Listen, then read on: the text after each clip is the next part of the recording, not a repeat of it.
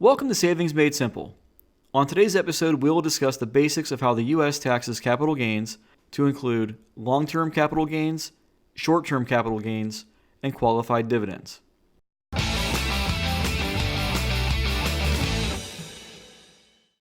With the advent of no-fee trades in fractional shares, such as on the M1 Finance platform, the barrier to entry for investing in the stock market has largely been removed and has truly opened the doors to retail investors like never before.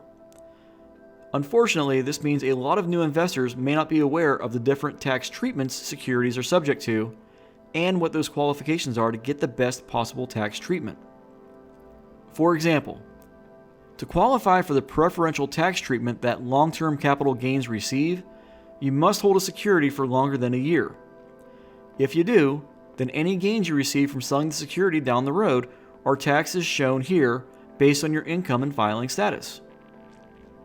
Conversely, profits from short-term capital gains are treated as part of your regular income and taxed at your normal income tax rate. Qualified dividends are taxed similar to long-term capital gains, but have a different holding period requirement. Unqualified capital gains are taxed as normal income. Most dividends tend to be qualified so long as you meet the holding period requirements and the companies paying the dividends meet certain other IRS requirements. One example of an unqualified dividend are the dividends paid by REITs, real estate investment trusts. The holding period for dividends is 60 days in any given 120-day period, starting 60 days before the ex-dividend date. For preferred stock, the holding period is 90 days in a 180-day period. So here's the meat of how dividend taxes work per Investopedia.com. Regular dividends are classified as either qualified or ordinary, each with different tax implications that impact an investor's net return. The tax rate on qualified dividends for investors that have ordinary income taxed at 10 or 12% is 0. Those that pay income tax rates greater than 12% and up to 35% have a 15% tax rate on qualified dividends. Lastly, the tax rate on qualified dividends is capped at 20%, which is for individuals in the 35 or 37% tax brackets. Qualified and unqualified dividends may have differences which appear to be minor, but they have a significant impact on overall returns. Overall, most regular dividends distributed by companies in the United States are qualified. The biggest difference between qualified and unqualified differences as far as their impact come tax time is the rate at which these dividends are taxed. Unqualified dividends are taxed at an individual's normal income tax rate, as opposed to the preferred rate for qualified dividends as listed above. Lastly, short-term gains are taxed as regular income according to tax brackets up to 37% as of 2019. Think of it like this.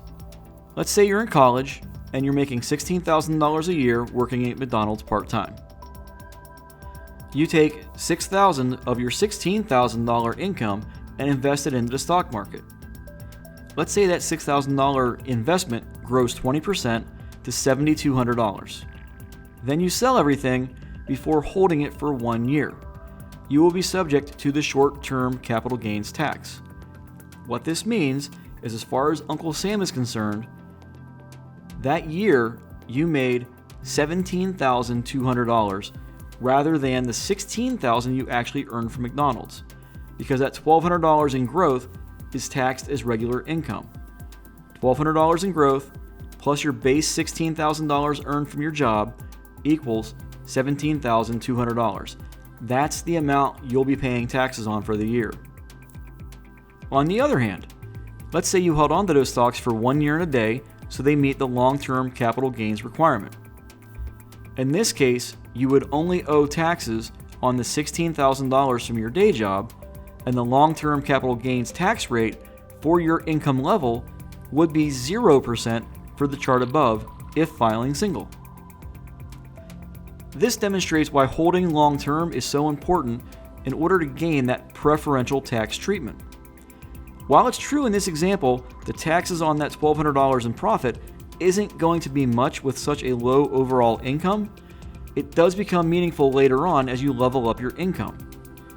when you're in your 30s, 40s, 50s, and beyond, your investments should in time be worth hundreds of thousands of dollars, at which point those taxes are going to add up.